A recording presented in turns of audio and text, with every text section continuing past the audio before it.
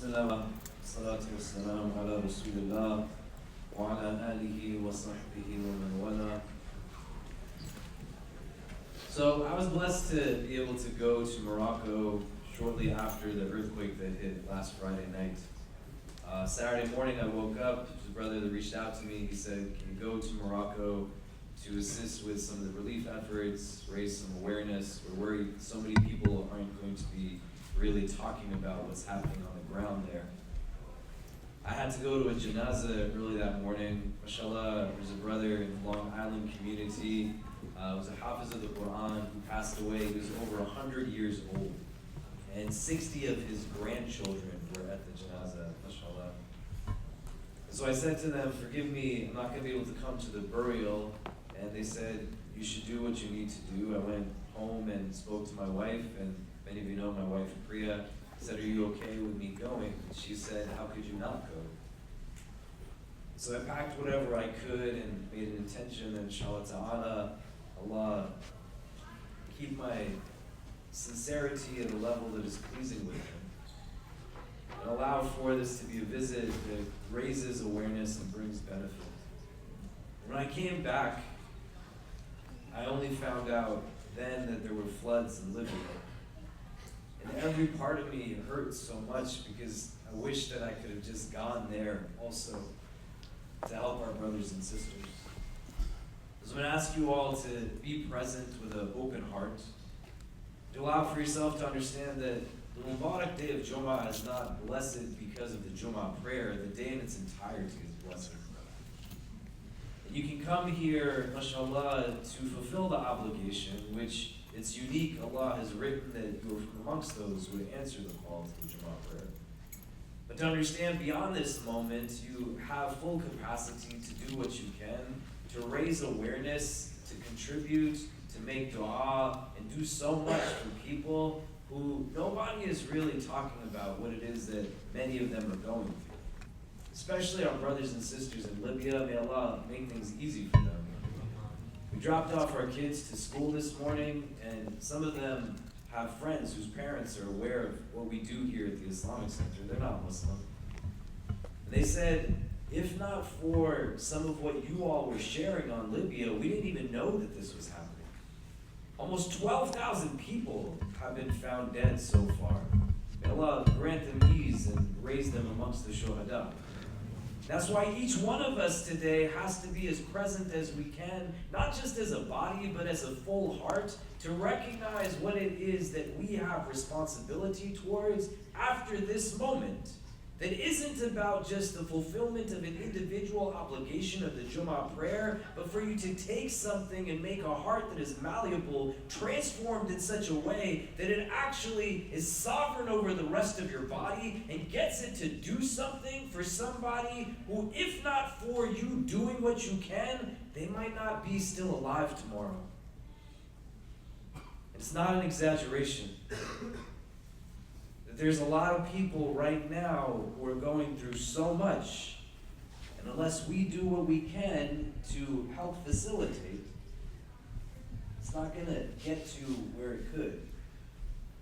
When we landed, there was already people living on the streets. When you're hit by an earthquake, you're hit by floods, you're not necessarily trying to go back into the buildings that were falling down upon you. You're in a place now where you seek refuge wherever it is that you might be able to seek refuge. And what you find is so many people just living on the streets, trauma upon trauma upon trauma. This brother's name is Hassan. He's one of the first people I met on the ground in Morocco. Hassan told me that he had come to visit in the Atlas Mountains, where most of the impact was from the earthquake in Marrakesh in Morocco. His sister, who had just given birth to his niece, who was just a few days old. As Hassan and I were speaking to one another, some of the people in the village started to gather around, and he said that I had left to go get a birthday gift for my newborn niece. And then the earthquake hit. He said, I came back 5 minutes later to find everything just brought to the ground, and my mother, my sister, and her newborn daughter had all passed away. This is what it was that our brother was going through, living this experientially. He's in a place where he's trying to make sense of it all, as they are trying to also salvage what they can from the remains of their home. What you see here is a makeshift tent that in the aftermath of this, people are trying to find shelter. You're going to see that in the course of this presentation, there's not a lot of images of women. It's not because these were people who thought that women should be hidden, but they are worried about those who are going to be predatorial of populations at their most vulnerable states, and they don't want people to know that this is where some of our women are all by themselves. When you have to live with sheets and random pieces of tarp surrounding you, you don't get to just sleep with ease. But you have to take whoever it is from your friends and family and say that tonight you're going to sleep and tonight I'm going to watch so nobody comes and does anything to us. And tomorrow you stand watch and then I will rest. During the day you get to sleep and I will stay awake. And during the night you stay awake and I will get to sleep. There was people that we met who said, we don't need just shelter here. We need shelter with dignity. That as soon as I got out of a vehicle in one of these places, I saw little kids just going to the bathroom wherever they could, and their parents were trying to give them some space, some privacy. And I've been to a lot of developing countries in the world. My family's from Pakistan or Kashmiri. And it's not a foreign sight to see a child in the streets of whatever of these countries going to the bathroom. It's a lot different when you think about it from the standpoint of what this brother said, we need shelters with dignity. What he's saying is all of us are going to the bathroom in this way. We just have to find empty spaces. You know why? Because they're not going to places where there are buildings around them to give them privacy because they're worried it's going to fall on them. So just these large plateaus where everything is visible. And to understand this in the context of how these things get connected, because you are going to see as we go through this, people who represent the best of what humanity can be. Can we have everybody move in really close? There's a lot of space here. We want to try to fit as many people as we can. So if you just come in anywhere where there's carpet in front of you, the brothers and sisters would really appreciate it, inshallah.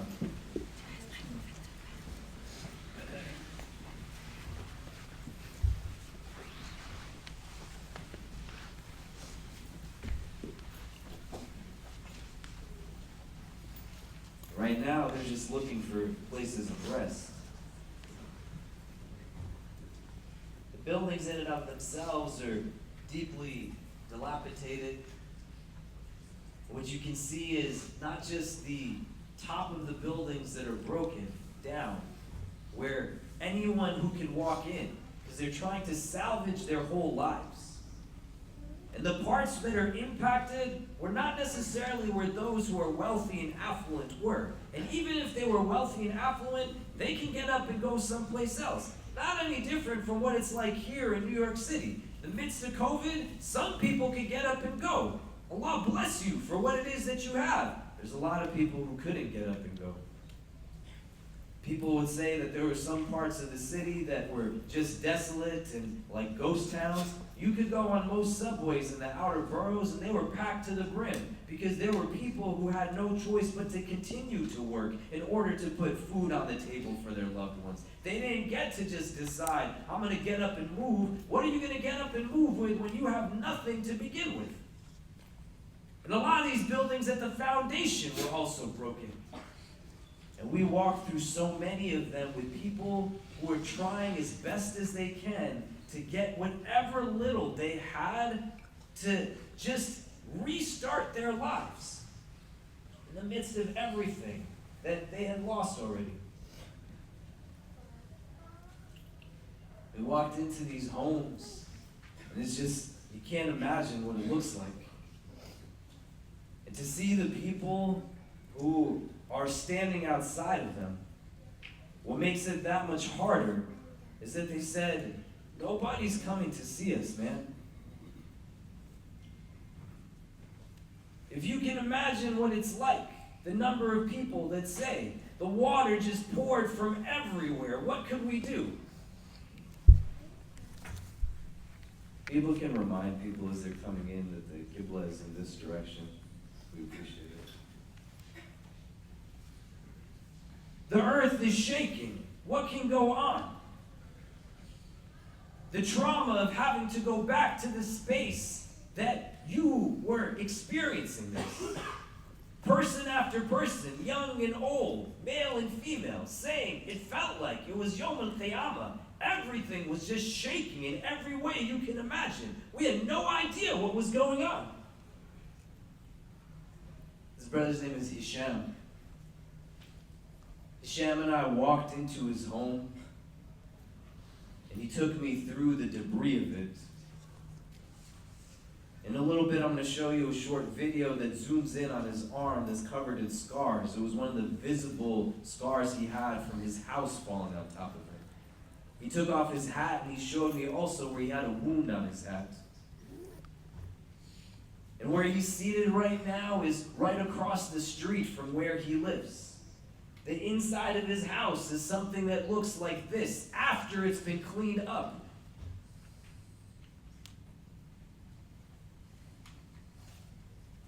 And I sat with him, and he said, all of my neighbors are dead. The rubble that he's sitting upon right now, he said there was a mother who had 3 daughters and 1 son. All of them are gone.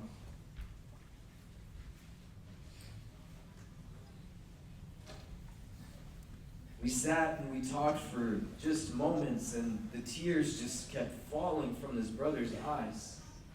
In the middle of it, there wasn't anything else I could do other than throw my arms around him. And in that hug, it seemed like he was just releasing so much pain. Talking about what it was like for him to walk through his neighborhood, seeing all of these faces that he would never see anymore. And you know what the craziest thing is? As I was getting to leave, this man who lost everything, he said, you can't go without me giving you some dinner first.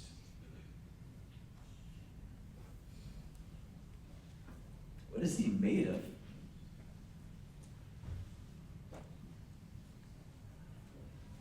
There wasn't a person that I spoke to who wouldn't let me leave without drinking some tea.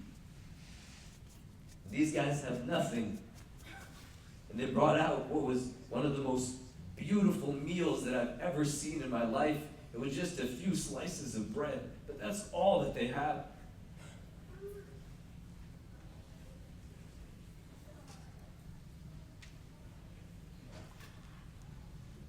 If you look here, you can see this is where some of it is on his arm, scars.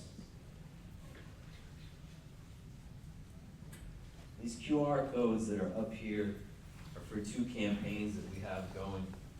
We started one yesterday for Libya flood relief. Then we had another that we've been running for the Morocco earthquake relief. I'm so proud of this community, mashallah. We put up something last night for Libya. It's already at about $85,000, mashallah. When I was flying out to Morocco last Saturday, that one's at about $460,000. But if you understand that it's not just about you contributing, but taking pictures, sharing links, on average, it's $36 that every share of a link does. And when you were talking about people who don't have anything, it makes a big difference. His brother's name is Omar. We visited Omar in a village called Esni in the Atlas Mountains of Morocco. And Omar, he said when we were sitting with him, and he took us on a tour of their entire space, where we saw masjids that were brought down, homes that were brought down, so much more that was brought down. He said, you came from America to see us, but the people who run our country, they haven't come to see us. He said, your people, they're sending you with money and parcels of food and clothes and blankets. And there's others who are from their neighboring villages that we saw entire motorcades coming. People were literally just cooking pots of food and bringing them to distribute to people. Can we have everybody move up again, please? There's a lot of room. So if you have any space in front of you, just come up. I can see gaps. You see all these guys trying to get in? If we have the sisters, just fill up in here too. Any space you see in front of you would be appreciated.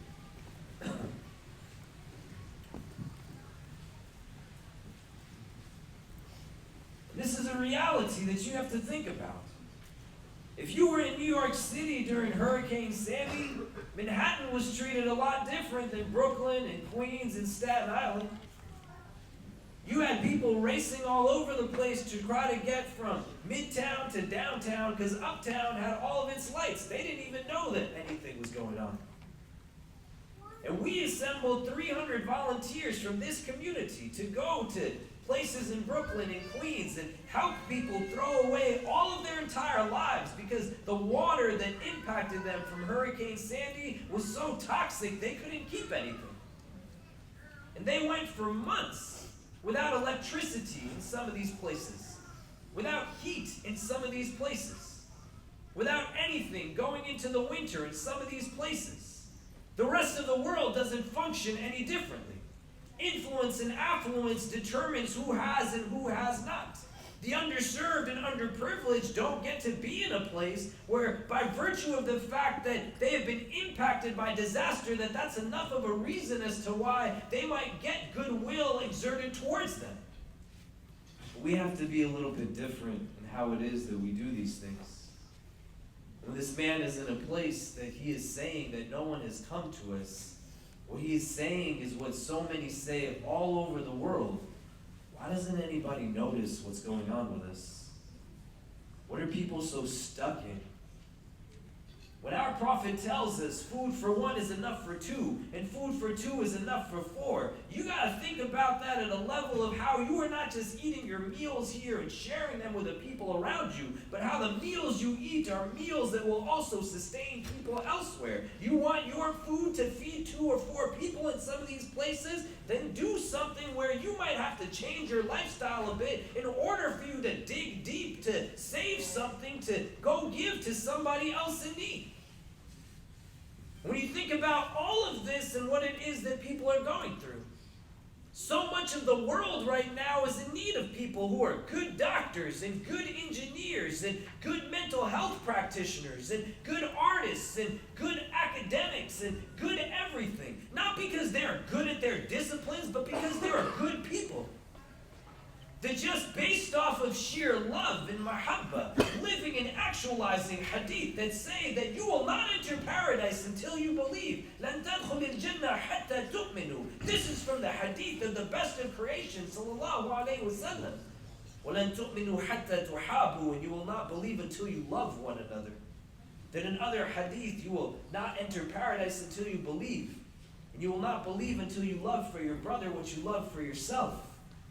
Allah has blessed you with skills, with credentials, with trainings, with know-how. If somebody like me can get up and get on a plane and go and do something, as you pursue whatever it is that you pursue in terms of your training, your skills, your credentials, you're in whatever place you are in right now in your professional ambition, you think about how you use some of that for the sake of somebody else. To get up and go and do something with a recognition that one day you are going to stand in front of your Creator. And you could do anything you want to, man. Anything. You're just going to have to explain why you did it the way you did it. What went behind your decision making. People like this brother should never be in a place where when he is stricken by tragedy, he has to go through it all on his own. There are 11,300 people so far who have been accounted for dead from the floods in Libya. There are almost 3,000 who have passed from the earthquakes in Morocco. Our students are running some bake sales outside. There's these QR codes that are up that you can contribute to as well. I want to show you just a couple of things before we stand to give a short khutbah. This is a video I put up.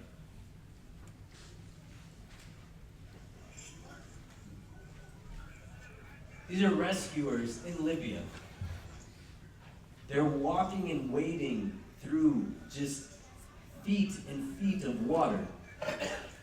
And all they are doing is pulling bodies and saving people. That's what they're doing.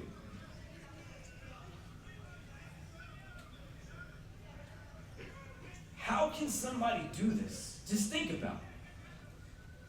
What must their heart be like that into the late hours of the night, an entire world has capacity to do something? But in the midst of whatever it is, where they can say, I got my kids, I have my family, I have this and that, every reason as to why I might not be.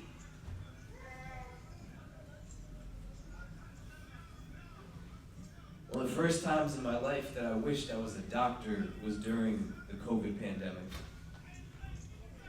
where this community raised about $10 million for people in need. Mashallah, I'm so proud of them.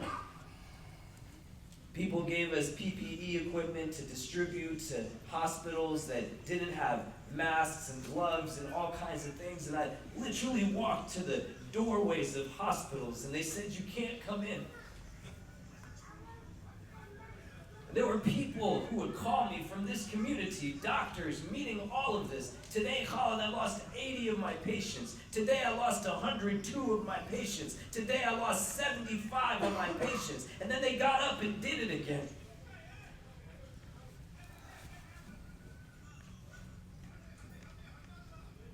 And inside of me, I said, you know what? I wish I had that skill set, because I know Allah has built me in such a way that I'd be standing in that hospital too. And I know if I could, I'd be standing and waiting in this water with these people doing what it is. And I know that some of you are built that way also. You just have to let yourself be in a place where you don't let tragedy be taken in vain. And when disaster comes, you allow for it to be a mechanism that lets you determine what your level of humanity is in moments like this. All of these people have names. All of them have aspirations. They're all in a place where they are looking for support and assistance. When you help somebody, it's not because they're helpless, man. But just because we've been given what we've been given doesn't mean that we are more deserving of it than anybody else. And when you can truly understand what all of this is about, the realities of this world, and what it means for us to live beyond just the simplistic understanding of what goodness is, the person that's going to benefit the most is going to be you. Because would you rather have the heart that when you know somebody is going through tragedy, you get up and try to do something about it? Or would you rather have a heart that even when you know something is happening that's difficult, you still sit back and don't do what it is that you have the capacity to do? So please do give what you can. We're going to leave these up here. Khutbah is going to be short. We're just going to make dua for our brothers and sisters in Morocco and Libya. If you've already given, please give more. Take some pictures, share it with people, encourage them to give. These are not campaigns that we're running that reach $500,000 because somebody wrote us a check for $500,000. It's thousands of people giving $10, $20, $50, $100. You'd have to ask yourself, what would keep me from actually sharing these things? What is it that would make it difficult? That I'm not walking into my office place asking everyone to give, walking into my classroom and spreading the word, shooting it all over my WhatsApp groups and everyone. People will not survive without this support. The winter is coming. What do you think it will be like living in these places when all you have is a couple of pieces of tarp that are helping? To try to have no basic food and necessity.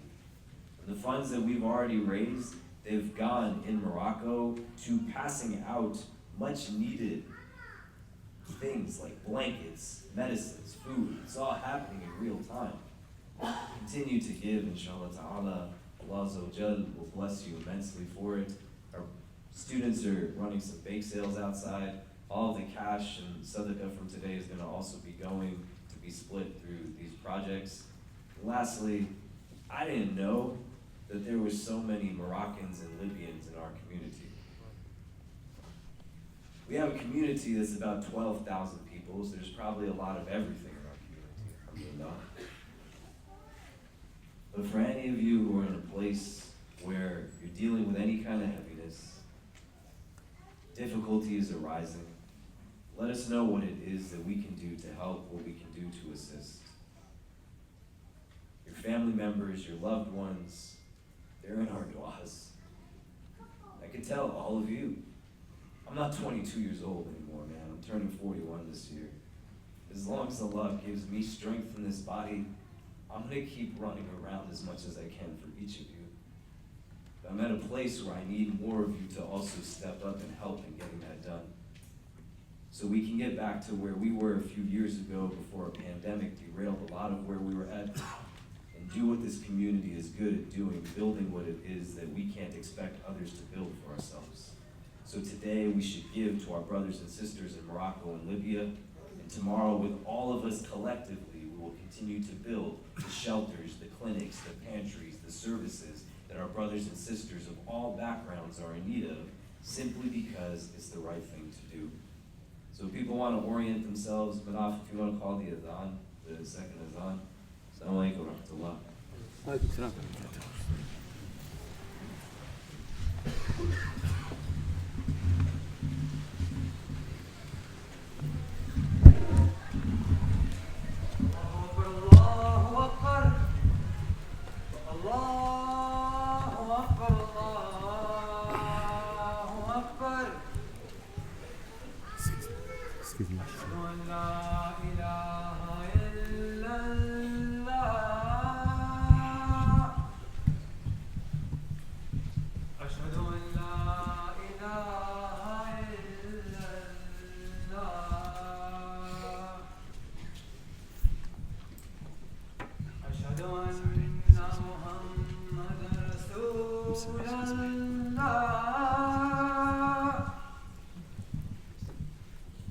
أشهد أن محمدا رسول الله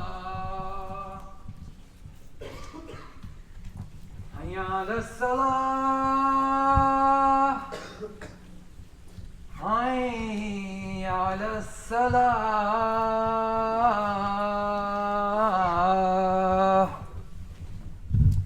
حي على الفلاح حي على الفلاح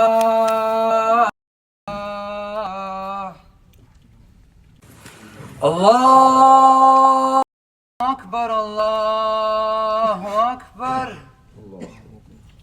لا إله إلا الله.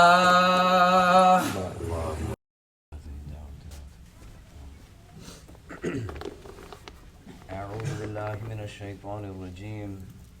بسم الله الرحمن الرحيم. الحمد لله رب العالمين ولا حول ولا قوة إلا بالله العلي العظيم والصلاة والسلام على أشرف الأنبياء والمرسلين وعلى آله وصحبه أجمعين ونشهد أن لا إله إلا الله وحده لا شريك له ونشهد أن سيدنا مولانا محمدا عبده ورسوله. Similar to when I went to Turkey some months ago after the severe earthquake there. I went to Morocco last week, and I'm almost 100% sure if I was on the ground speaking with people in Libya, the message that people asked me to convey when I said to them, what would you like me to tell those that I go and speak to about your situation here? What do you think they should know? They said, just like those who said it before in these other circumstances that were similar. Tell the people that you speak to that none of us woke up thinking that this was going to happen to us this day. Tell them not to waste time in foolishness, arguing unnecessarily, gossiping, lying. Tell them to tell the ones that they love them, to express gratitude towards those that they are grateful for, and to say thank you, to seek forgiveness from those that have wronged, and when they are ready to give forgiveness to those that have wronged them. Tell them not any one of us thought this was going to happen to us, and to not waste time, because they don't know what might come tomorrow. So just think about it for yourself. What are you using the minutes and hours of the days that have been given to you for? Inshallah ta'ala, Allah Azza wa Jal will make each one of us a reason that people have hope in this world, and never the reason that people might dread it. آمين. أقول قولي هذا وأستغفر الله لي ولكم ولسائر المسلمين فاستغفروه إنه هو الغفور الرحيم.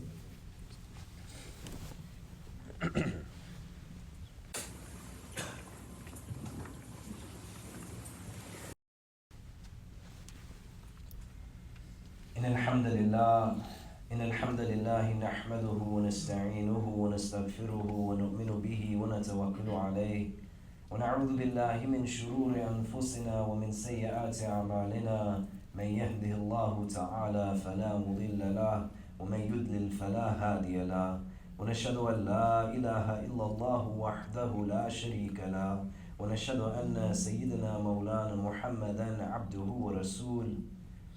People ask me, is it hard to go and do some of the things that we try to get done? Yeah, you should know it is hard. When I was leaving, my son was crying. My wife, she said, it's going to probably be dangerous. And I said, it's going to be okay. But when I landed, there was another earthquake while we were there. Sacrifice isn't about being in a place where you are simply giving up something. Sacrifice is about giving up something now because you know it's going to yield you something better in the long term. I don't believe that Allah has given to me what He has given to me to be self-serving. And I say it out of love for each and every one of you. Allah has not given to you what He has given to you just for the sake of you alone. As you want to think about what it means to be a Muslim in reality, not one that is just in name. It's not a religion, but it is something that has to be rooted in convictions, with ethics and values. This world is sorely in need of Muslims who actually believe in Islam. Those who believe in Allah, those who believe in a last day. May Allah make us all people of Jannah. Ameen. In the presence of our decisions, our actions, our choices, are all of these things. Is it easier to just sit and let somebody else step up to do what it is that we can do? Potentially, if you're thinking about it only in terms of what this world offers. But there's nothing that you want to be without in terms of the du'as of these people and so many others who are waiting to benefit from the blessing that is uniquely you, and the capacity to stand in front of your Creator saying that, Ya Allah, I tried my best to fulfill the purpose that you had intended for me. It's not necessarily out of want alone. There is love. I love these people. I love you. But I also can't be in a place where I live in denial of some of the things that I've been given, knowing fully that what I will be asked of is not just what I did, but what I had the ability to do and still chose not to do it. So just think on this Mubarak day of Jumu'ah, about what it is that you have capacity to get done. Then ask Allah Azza wa Jal to make you from amongst those who seizes every opening that He gives to you, and to get it done as best it is that you can. Inna Allah wa malaikatahu yusalluna nabi yadina amanu sallu alayhi wa sallimu taslima. Allahumma salli wa sallim wa barik ala Sayyidina Muhammad fil awwalin wa fil akhirin. اللهم صل وسلم وبارك على سيدنا محمد وعلى آله وصحبه وبارك وسلم يا أرحم الراحمين. اللهم إنك عفو كريم تحب العفو فاعف عنا. يا مقلب القلوب ثبت قلوبنا على دينك. اللهم اجعلنا من المخلصين. اللهم اجعلنا من المخلصين. اللهم اجعلنا من المخلصين. We begin this supplication in your name, Ya Allah, and beseech you to send your choicest salutations upon your most beloved sallallahu ta'ala alayhi wa sallam. We ask that you shower your infinite mercy upon this gathering, granting each and every one who is present herein and our loved ones only the best in this world and the best in the next. We ask, Ya Allah, that if all of us are meant to be together only at this time, at this place, whether we are young or old, male or female, regardless of our race, our ethnicity, our social class, our country of origin, our cultural heritage, whether we are Muslim or come from different walk of life, Ya Rabbi, if our individual hearts to be in the present hearts that are gathered here, only at this time, at this place, then gather us all together again in the best of places in the world beyond this one. Ya Rahman, Ya Rahim, Ya Arham Ar-Rahimeen, most merciful of those who show mercy. On this blessed day of Jumu'ah, we turn to you, Ya Allah, to remember all those who have been impacted by the tragic floods that took place in Libya and the devastating earthquake that took place in Morocco some days ago. Shower upon them and us your infinite mercy, and grant all of us only the best in this world and the best in the next. Ameen. Guide the footsteps of our brothers and sisters impacted by these tragedies, and deepen us in our trust, love, and care for them and each other, so that we might come together to help them at this time. Ameen. Send them only those who will be their helpers and supporters, and protect them from any further affliction, anxiety, or anguish. Open their hearts to receive all of the love that we are sending them on this day, and develop them in your divine love always, Ya Wadud. Grant them peace, relax their fears, and remove from them any impediment that keeps them from doing all that they are able to do. The burdens of life sometimes seem too heavy to bear. The anxiety and anguish that sits inside of us feels bigger at times than the world around us. We seem to be surrounded by a darkness that is impenetrable. Today we ask you, for the sake of our brothers and sisters who need us to be better than our best, to give us courage. Our struggles are real, but your promise is true. Indeed, with hardship there always comes ease. Remove from our hearts any fears or inhibitions, and replace them with an ever-increasing boldness to live each moment as best as we can. Fill our hearts with a fire of your love and a desire for nothing less than justice for all. Make us the conveyors of truth, the purveyors of truth, the couriers, the carriers, the upholders of truth. Let us not be swayed by false fulfillment, but make us from amongst those who taste true contentment. Let us never be those who a strong fear of loss in this world, hope of gaining some portion of it, keeps us from out and hearing we yearn for. Keep us from being silent, Ya Allah, when others lie, and help us to never lie to ourselves consciously or unconsciously.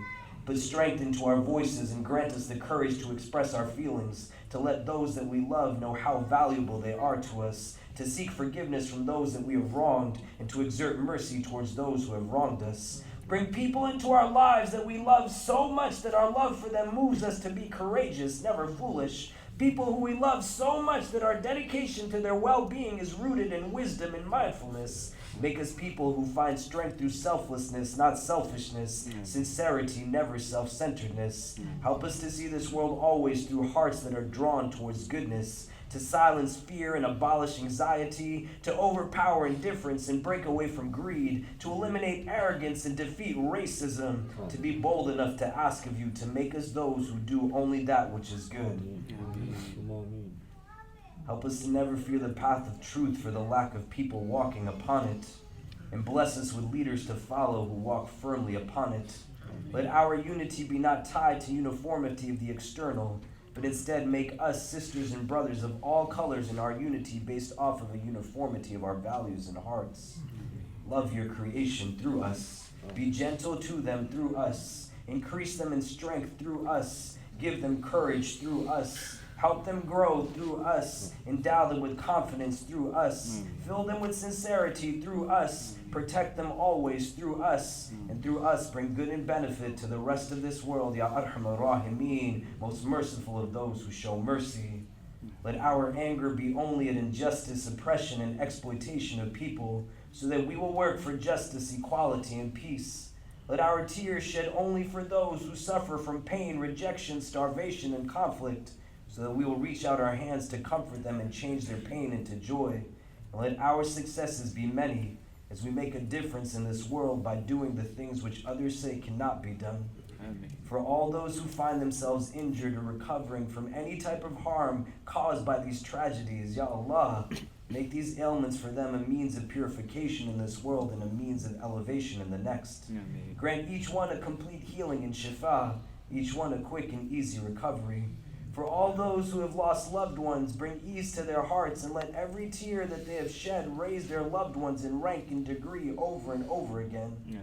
Make those who have passed from the shuhada and help us to remember them always and be a continued source of benefit for them. Amen. For our brothers and sisters in Libya, our brothers and sisters in Morocco, their loved ones, their family members, and all those who are facing any type of hardship in the world at this time, we simply ask, Ya Salam, for peace. Protect us and them always from hearts that are not humble, tongues that are not wise, and eyes that have forgotten how to cry. Forgive us for our shortcomings and guide and bless us all. ربنا تقبل منا إنك أنت السميع العليم وتب علينا يا مولانا إنك أنت التواب الرحيم وصلى الله تعالى على خير خلقه محمد وآله وصحبه أجمعين برحمتك يا أرحم الراحمين وأقيم الصلاة. الله أكبر الله أكبر الله أكبر الله أكبر أشهد أن لا إله إلا الله أشهد أن لا إله إلا الله أشهد أن محمدا رسول الله أشهد أن محمدا رسول الله حي على الصلاة حي على الصلاة حي على الفلاح حي على الفلاح قد قامت الصلاة الله أكبر الله أكبر لا إله إلا الله لا إله إلا الله.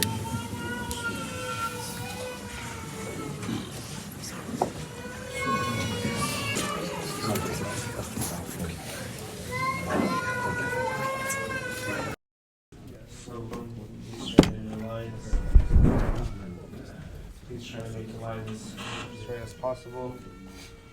Please don't leave gaps in the middle. It's not working, just use that one.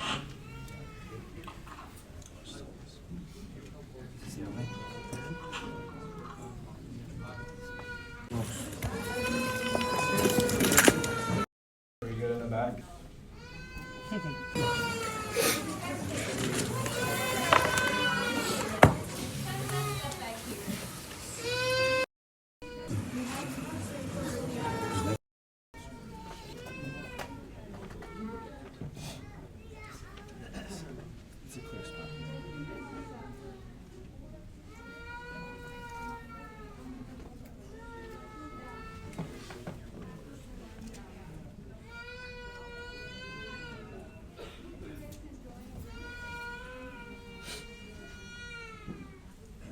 Are we good?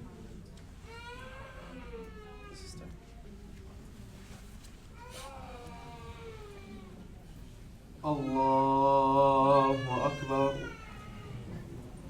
Allah.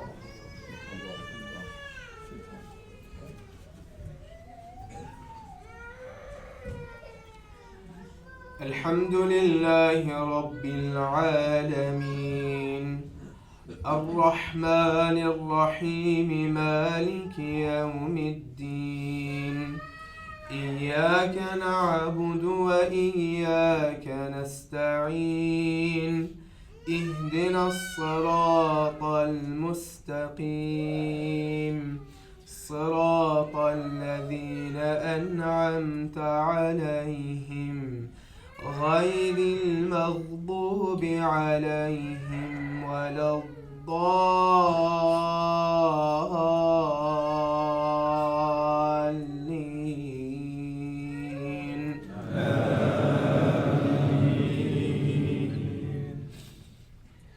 والعصر إن الإنسان لفي خسر إلا الذين آمنوا وعملوا الصالحات وتواصوا بالحق وتواصوا بالصبر.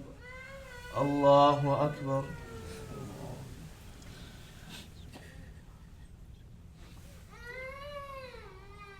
سمع الله لمن حمده.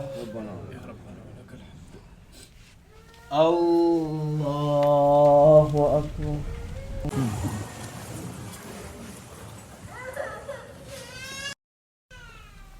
الله أكبر. الله أكبر.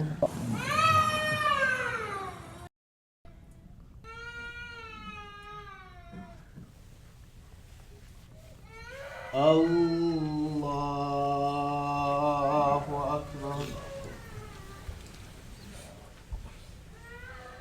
الحمد لله رب العالمين الرحمن الرحيم مالك يوم الدين. إياك نعبد وإياك نستعين. اهدنا الصراط المستقيم صراط الذين أنعمت عليهم غير المغضوب عليهم ولا الضالين.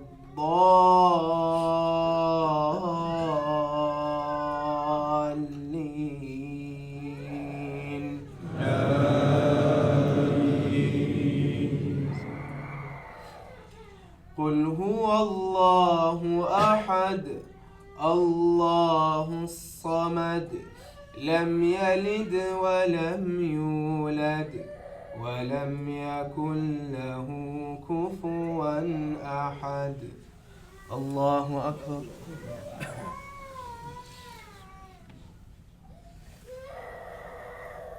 سمع الله لمن حمده. الله أكبر.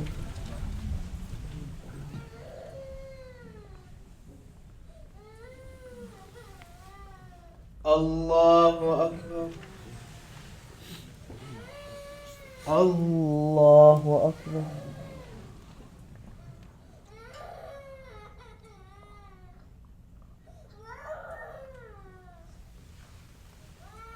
الله أكبر.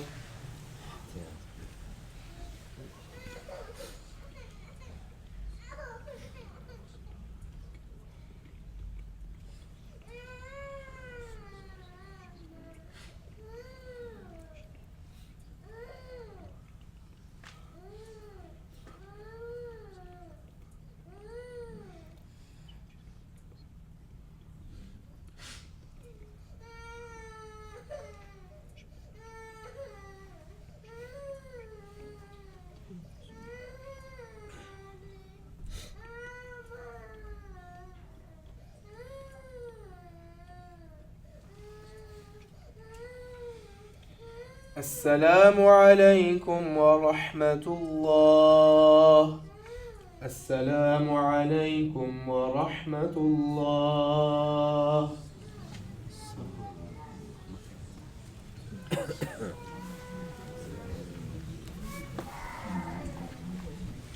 Assalamu alaikum. Some few quick announcements. After you're done praying your sunnahs, nafil prayers, his brother's going to take his shahada, so if you're going to stick around for that, we appreciate it. Sadaqah from today is going to be going to Morocco and Libya, so please do give what you can. Our students have a bake sale outside, so please stop by at that. Tonight, inshallah, we're going to have our launch of our Black Muslim Lecture Series for the year. Please do come. We are blessed to have Imam Amin and Imam Sabri from Atlanta. They'll be talking about the historical context of development of African American community here in Islam, going to community Imam Latif Muhammad. Program tonight, inshallah. We'll have dinner as well. Do stick around. It'll be at 6 o'clock in the lecture hall in the basement here, C55. But once you're done praying your sunnahs, we'll have his brother take a shot at 2 minutes, inshallah. So,